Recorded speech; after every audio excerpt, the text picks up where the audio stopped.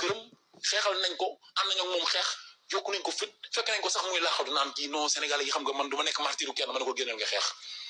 waaw moom tamit Ousmane Sonko fi moom laa la wax Ousmane Sonko du ñu yàpp fi lañ nekk di bluff Sénégalais yi rek.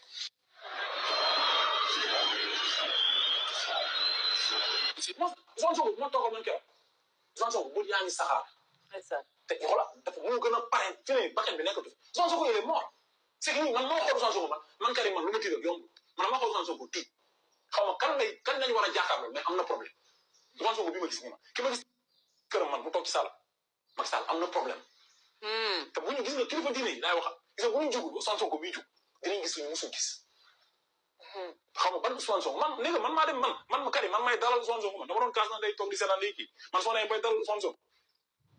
Ousmane Sonko bët yaa kii xoolal dafa man damaa yéemu man ma génne may gars yi man dama gis ngeen di ngeen Ousmane Sonko mais xool ngeen Ousmane Sonko yi.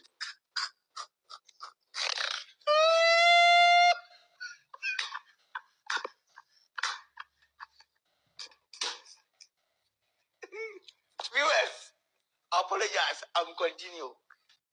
dem naa këram xeexal nañ ko am nañ ak moom xeex yokku nañ ko fit.